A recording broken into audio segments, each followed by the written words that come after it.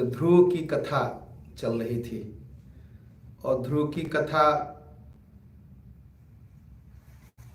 में प्रश्न आया कि भाई ध्रुव जी का पूरा परिचय बताया जाए। हम लोग ध्रुव के बारे में नहीं जानते, तो ध्रुव शायद कथा थोड़ा ध्यान से देखें तो पूरा परिचय है, लेकिन फिर भी मैं एक बार दोहरा देता हूँ परिचय। ब्रह्मा जी के पुत्र मनु, मनु के पुत्र उत्तानपाद और उत्तानपाद के पुत्र ध्रुव जी। मनु कौन थे? जिससे यह मानव सृष्टि चली है। मनु और शत्रुपा से यह मनुष्य पैदा हुआ। तो राजा मनु से के पुत्र उत्तानपाद, उत्तानपाद के पुत्र ध्रुव। तो ध्रुव उत्तानपाद की एक पत्नी का नाम था सुरुचि और दूसरी पत्नी का नाम था सुनीति। सुनीति के पुत्र थे ध्रुव और सुरुचि के पुत्र थे उत्तम। उत्तम एक दिन अपने पिता की गोद में बैठे थे, राजा उत्तानपाद की गोद में। ध्रुव जी कोशिश कर रहे थे सिंहासन पर चढ़ करके उनके गोद में बैठने का। सुरुचि ने देखा और ध्रुव का हाथ पकड़ के हटा दिया। कहा तुम उसके योग्य नहीं हो कि राजा के साथ राजा की गोद में और सिंहासन पर बैठ सको। ध्रुव जी ने पूछ दिया, मां। दुखी हो गए, ध्रुव जी रोने लगे। कहे मां मैं कैसे बैठ सकता हूं पिताजी की गोद में? कहा पिताजी की गोद में बैठने के लिए पहले तुम्हें तपस्या करनी पड़ेगी और तपस्या करके मांगना पड़ेगा कि तुम मेरे पेट से पैदा हो, और जब तुम मेरे पेट से पैदा होगे तब तुम इस सिंहासन पर बैठ सकते हो। तुम राजा के बेटे जरूर हो, लेकिन तुम मेरे पेट से नहीं पैदा हुए। ध्रुव जी बहुत दुखी हुए, अपनी मां सुनीति के पास गए। सुनीति जी के पास जाकर के चुपचाप ध्रुव जी रोते थे, सिसकते थे। और सुनीति जी बार बार पूछती थी, पुत्र क्या हुआ, क्यों दुखी हो, क्यों रो रहे हो? और ध्रुव की उम्र उस समय 5 वर्ष थी, 5 साल के थे। और अब तो 4-5 वर्ष के बीच में लोग बच्चे जाते हैं पढ़ने के लिए, बस ऐसे उम्र थी उनकी, 5 वर्ष के थे।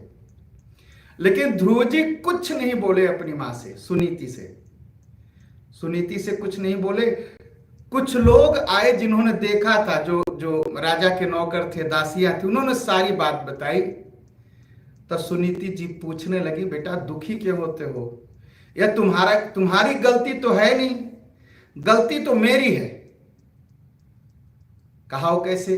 कहा मैं ही अभागिनी हूं, मेरे अभाग्य का असर जो है तुम्हारे ऊपर पड़ा कि तुम राजा नहीं बन सकते।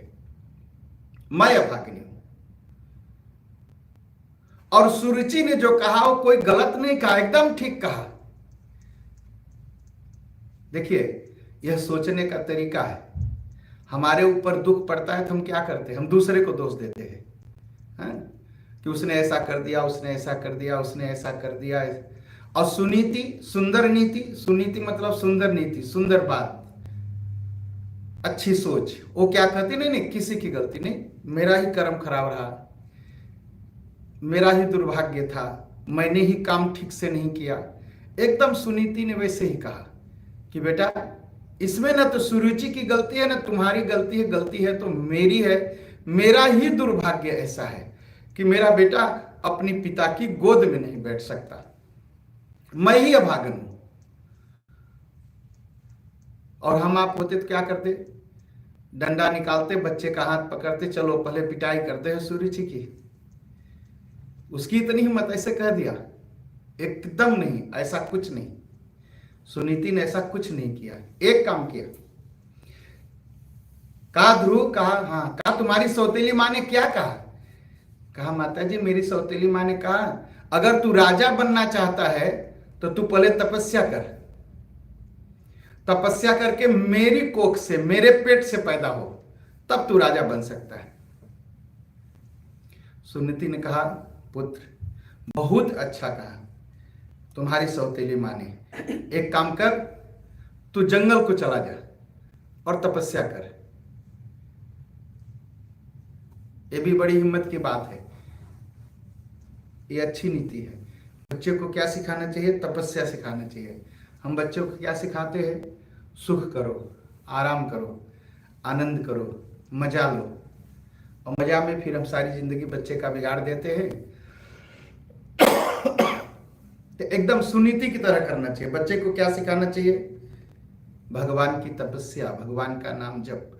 कहा बेटा तू एकदम चला जा, जंगल को चला जा और वहां जो है भगवान की तपस्या कर। कहा तुझे डरने की जरूरत नहीं है, तुम्हारे साथ नारायण है, भगवान है। और एकदम, और कहा, सुनीति जी समझाती हैं कि बेटा भगवान तुझे अवश्य मिलेंगे। मन लगा करके, हृदय से, दिल से भगवान का भजन करना। जंगल में भगवान तो भावना के भूखे हैं। ईश्वर को प्रेम से जो पुकारता है ना, उसके सामने भगवान प्रकट हो जाते हैं।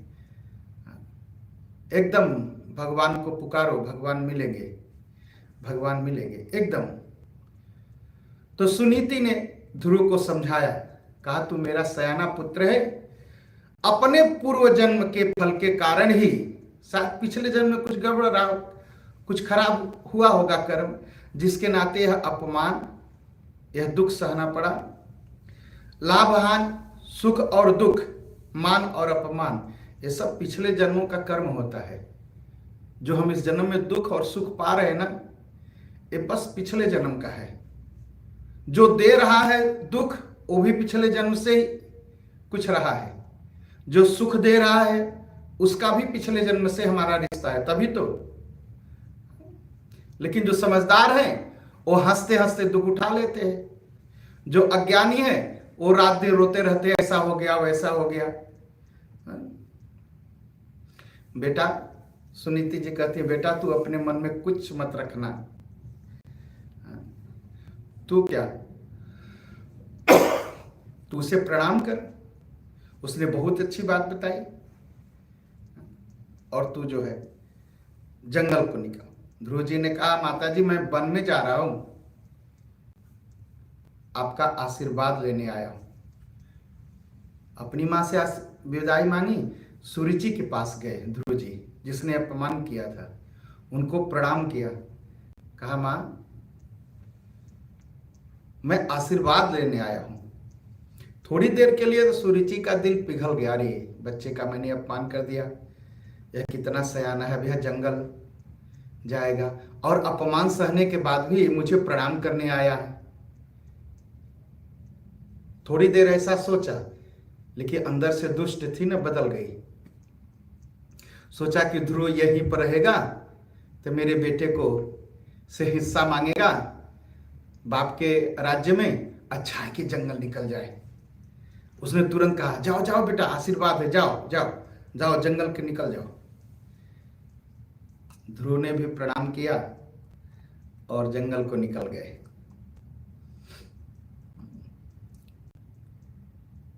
ध्रुव जी सोचते हैं कि मन में तो खतरनाक जानवर होंगे जंगल में, मन में सोचते हैं ध्रुव जी, मन में सोचते हैं मुझे खा तो नहीं जाएंगे। और दूसरे ही सेकंड वो सोचते हैं, मैं अकेला थोड़ी हूं, मेरे साथ भगवान है।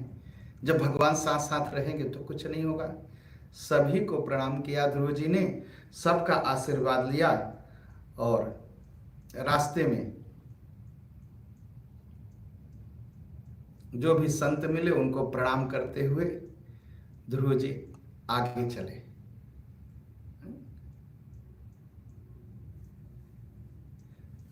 कभी कभी होता है ना, घर में झगड़ा होता है तो लोग साधु बन जाते हैं और गुस्से में जाकर के, नारी मोई घर संपत्ति नासी, मूड मुड़ाए भय सन्यासी। पत्नी मर गई, धन कम हो गया घर में, दाढ़ी और बाल बढ़ा लिए या छिला लिए, बाबा जी बन के घूमने लगे, मुफ्त का दाना, मुफ्त का खाना, मुफ्त की इज्जत मिलने लगी। कुछ ऐसे भी होते हैं। ऐसे लोगों को न तो माया मिलती है, न मायापति भगवान श्री राम मिलते हैं, कोई मिलता नहीं। ध्रुव जी को मन में चोट लगी, लेकिन ध्रुव जी ने सबका सम्मान किया, सबको प्रणाम किया, माता सुरुचि को भी प्रणाम किया और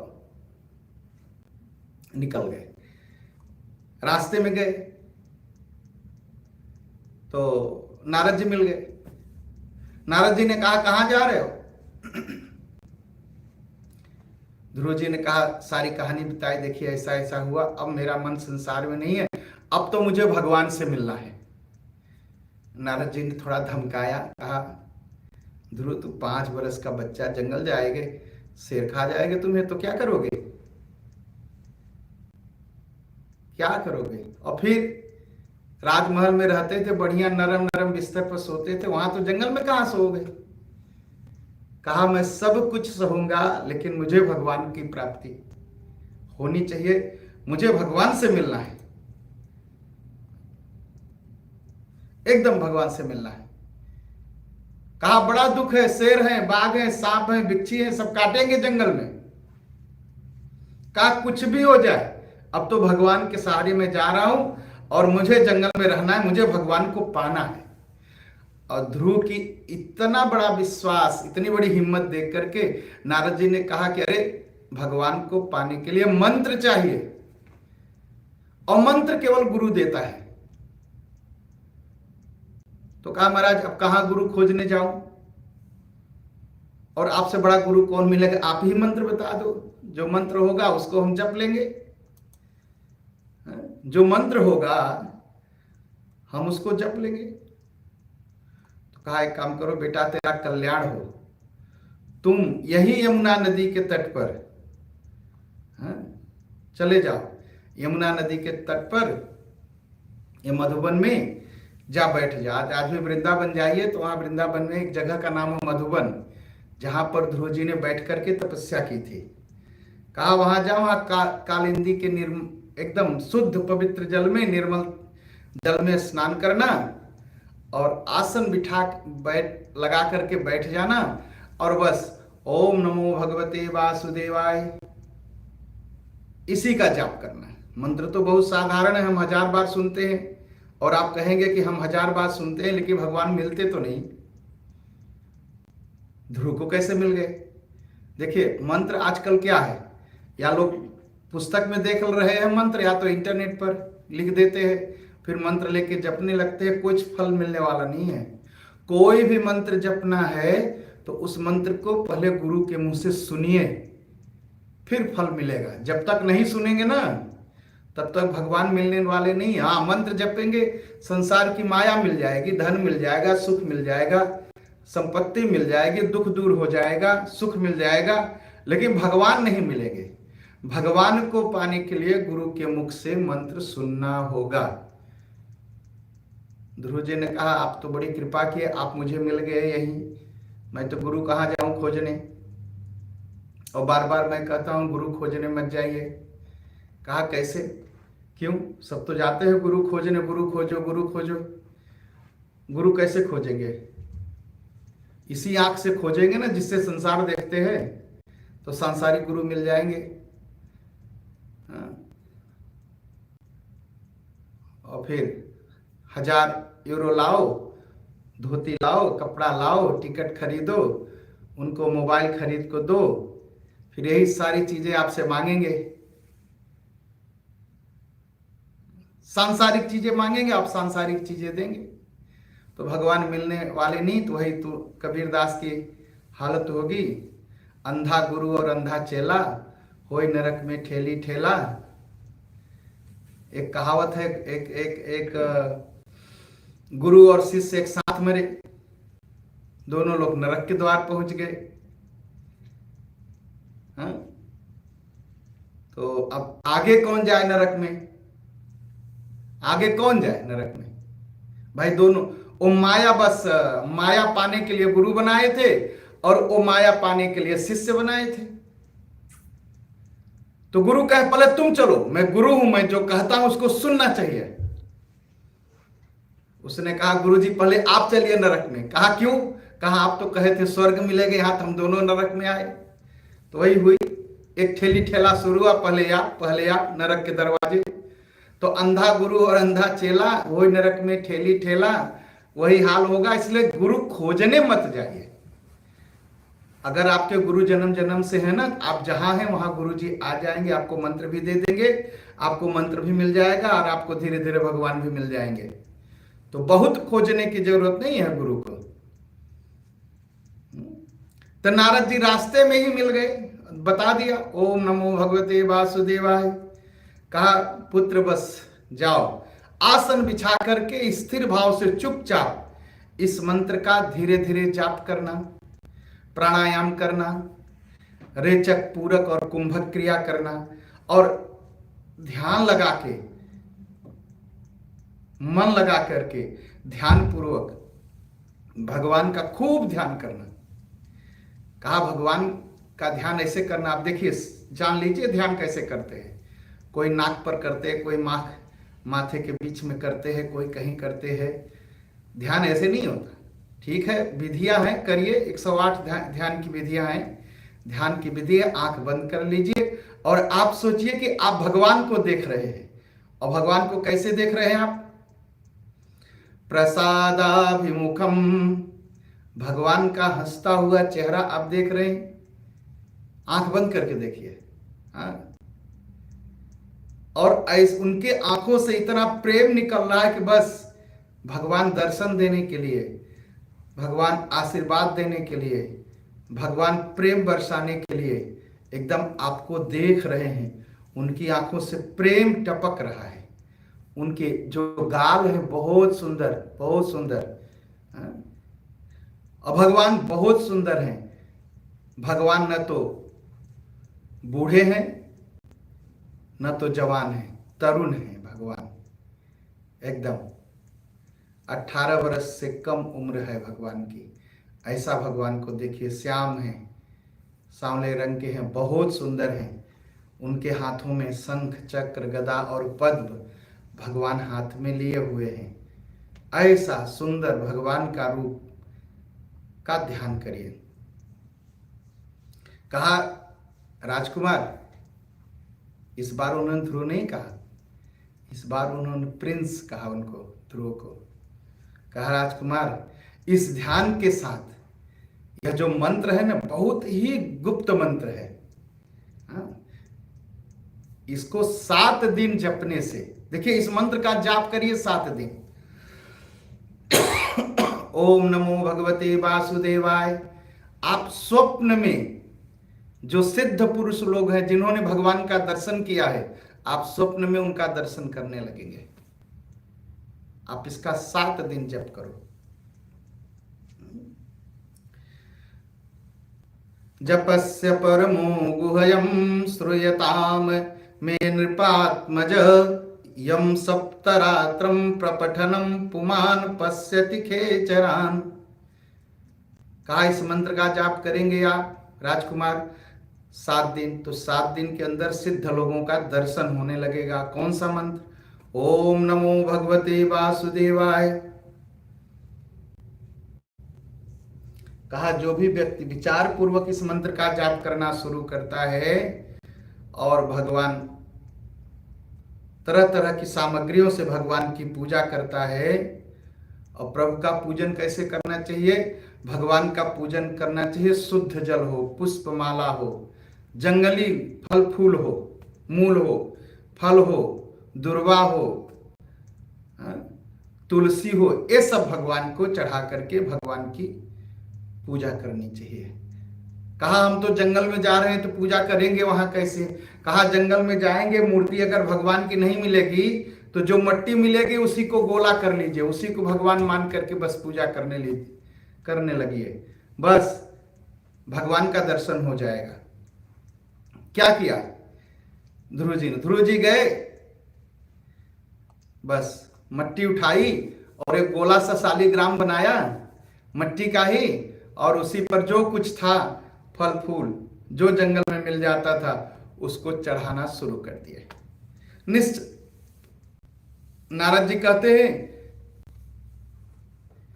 कि भाव के साथ जो भी कुछ मिल जाए शुद्ध, उसको जो है चढ़ाने से धर्म अर्थ काम मोक्ष सब मिल जाएगा। धन भी मिल जाएगा, धर्म भी मिल जाएगा। अरे भैया कहे कि हम जंगल में जाएंगे, वहां कहां से धन आ जाएगा। साधु लोग सब जंगल में बैठे रहते थे, राजा लोग वहीं धन लेके पहुंच जाते थे। आप बैठिए तो आपको विश्वास नहीं होता, इसलिए शहर में भागने लगते हैं। भगवान जहां बैठेंगे, जहां भगवान का नाम होगा, भगवान धन भेज देंगे किसी न किसी से। हाँ, तो धर्म अर्थ काम और मोक्ष सब मिल जाएगा और अंत में भगवान दर्शन भी कर देंगे, दर्शन भी देंगे भगवान। जब नारद जी ने ऐसा कहा तो प्रहलाद जी ने नारद की परिक्रमा की। परिक्रमा करनी चाहिए, हम लोग करते हैं ना मंदिर में परिक्रमा, यानी कानि से पापानी करते हैं ना। देखता हूं लोग केवल पढ़ते हैं, बोलिए।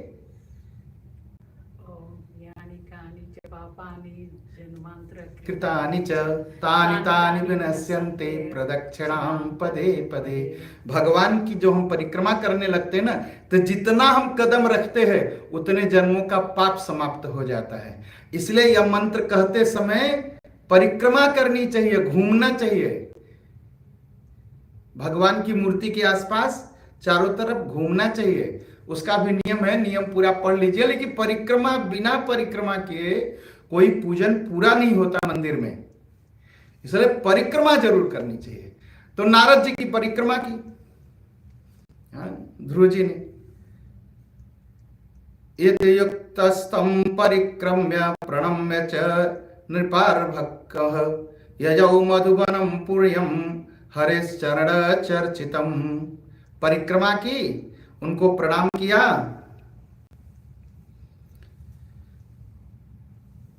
और जहां पर भगवान घूमते हैं, भगवान श्री कृष्ण, उस मधुबन में जहां उनके चरण के चिन्ह पड़े हुए हैं, ध्रुव जी चल दिए। और जब ध्रुव जी जंगल को चले गए, तो नारद जी उत्तानपाद के महल में पहुंच गए। नारद जी जब पहुंचे, राजा उत्तानपाद ने नारद जी की बड़ी पूजा की, आसन उसन पर बैठाया, पैर वैर धोया, आरती उरती उतारी। नारद जी ने पूछ दिया, नारद जी की आदत जानते हैं, नारद जी ने पूछ दिया, राजनम किम ध्यायसे, क्या चिंता है आपको? अरे देख रहा हूं आपका चेहरा तो सूखा हुआ है और इतनी सोच में पड़े हैं। कोई धन तो कम नहीं हो गया, कहीं अधर्म तो नहीं हो गया, कहीं कामनाओं की पूर्ति में बाधा तो नहीं है, क्या कमी हो गई? उत्तानपाद ने कहा, महाराज क्या कहूं, मैं तो पत्नी का गुलाम हूं। मैं तो इतना डरता हूं, इतना निर्दयी हो गया हूं कि मेरा 5 बरस का बेटा उठ करके मेरी गोद में बैठना चाहता था और मेरी पत्नी सुरुचि ने उसका हाथ पकड़ के झटक दिया। मेरी हिम्मत नहीं पड़ी, डर बस, कि अपने ही बेटे को गोद में बैठा सकूं। और मेरा बेटा बहुत बुद्धिमान था, बहुत बुद्धिमान था, और वो घर से निकल गया, घर से निकल गया। पता नहीं रास्ते में कहां होगा, 5 बरस का बच्चा भोजन किया होगा कि नहीं, प्यास लगी होगी, और उसके छोटे छोटे पैर वो कहां चला गया जंगल में, पता नहीं। उसे जानवर खा लिए होंगे, सांप काट लिया होगा, बाघ खा गया होगा। अब ऐसा चिंतन करते हैं, चिंता करते हैं। मैत्रेय जी कहते हैं, देवर्ष नारद जी ने कहा कि देखो, नारद जी ने कहा, अरे राजा क्यों चिंता करते हो, छोटे बच्चे की चिंता मत करो। कहा क्यों? कहा उसकी रक्षा भगवान करेंगे, और जिसकी भगवान रक्षा करते हैं उसको कुछ होता नहीं। और मैं सत्य कहता हूं, वो सारे संसार में प्रसिद्ध होगा, बड़ा ही समर्थ होगा, और इतना बलशाली राजा बनेगा ना कि लोकपाल भी उससे डरेंगे। तुम्हारा भी यश नाम बढ़ेगा। मैत्रेय जी कहते हैं नारद की बात सुन करके थोड़ी सी राजा की चिंता कम हुई। हाँ, और इधर ध्रुव ने क्या किया, जमुना जी में स्नान किया। स्नान करने के बाद एकाग्र चित्त होकर के भगवान श्री नारायण की उपासना शुरू कर दी। और ओम नमो भगवते वासुदेवाय इस तरह की उपासना शुरू की। और कुछ दिन एक पैर पर खड़े रहे, एक पैर पर खड़े रहे, दूसरा पैर ऐसे उठाए रहे, एक पैर पर खड़े होकर के भगवान की तपस्या करते रहे।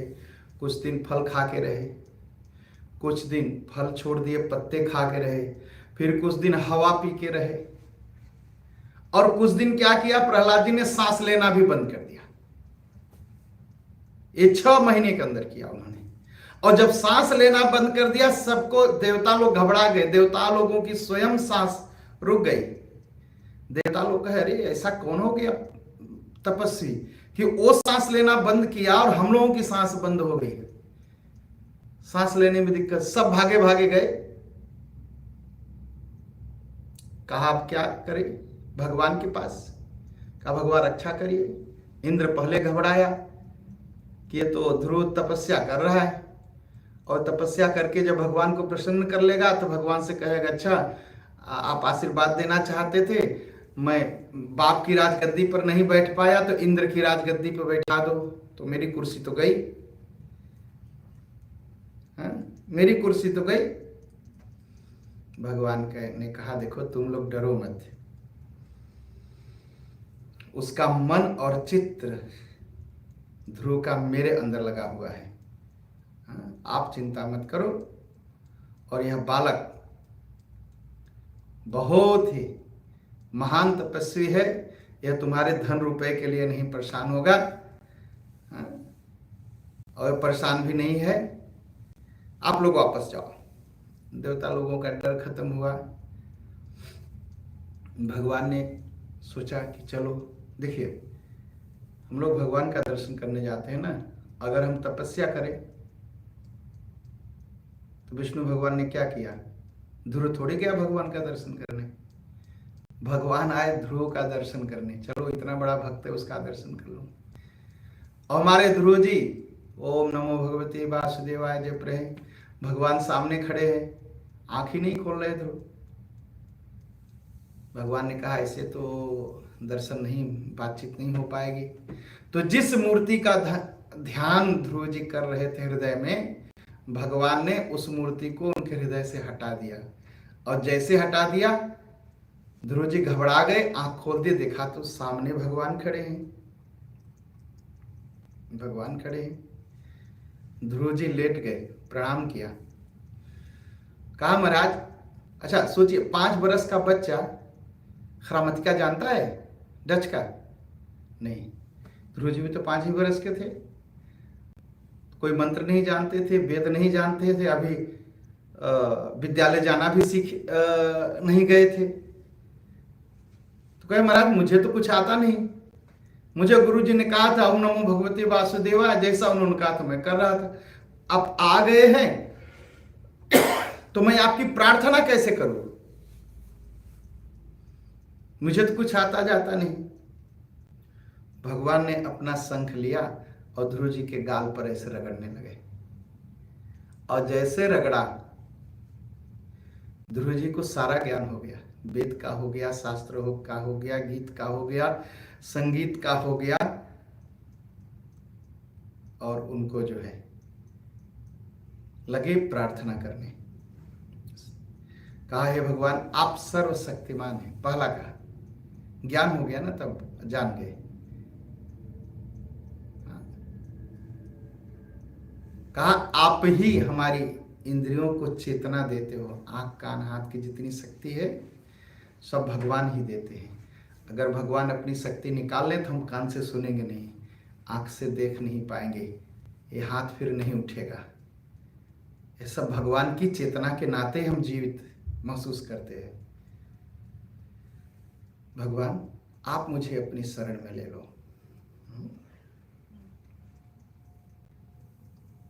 कहा भगवान, भगवान ने कहा देखो तुम्हारी तपस्या पूरी हुई, जाओ जाओ तुम राज्य करो, राज्य करो। हाँ, मैं तुम्हारा संकल्प जानता हूं, लेकिन मैं तुम्हें वह जो पद को तुम प्राप्त करना चाहते हो ना, बहुत कठिन है, लेकिन मैं तुमको दूंगा वह पद। जाओ पहले राज्य करो, और राज्य करने के बाद जब तुम हमारे लोक के आओगे, लोक में आओगे, तो तुम्हारे लिए मैं एक ध्रुव लोक बनाऊंगा, ध्रुव लोक बनाऊंगा, और वह ध्रुव लोक मैं तुम्हें दे दूंगा, देता हूं।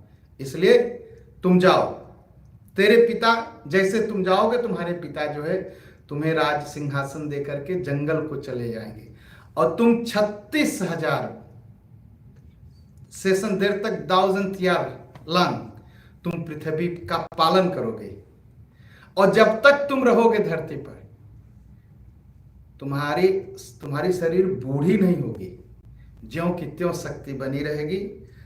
और एक समय आएगा जो तुम्हारा भाई उत्तम है, सुरुचि का बेटा, वह शिकार खेलने जाएगा जंगल में, और वहां पर मारा जाएगा, और उसके वियोग में तुम्हारी माँ जो सुरुचि है वो पागल होकर के जंगल में घूमेगी, और जंगल में आग लगेगी, वो भी वहीं मर जाएगी। और तुम अनेक वर्षों तक बहुत बड़ी बड़ी दक्षिणाएं दे करके यज्ञ करोगे। जाओ, और जब 36,000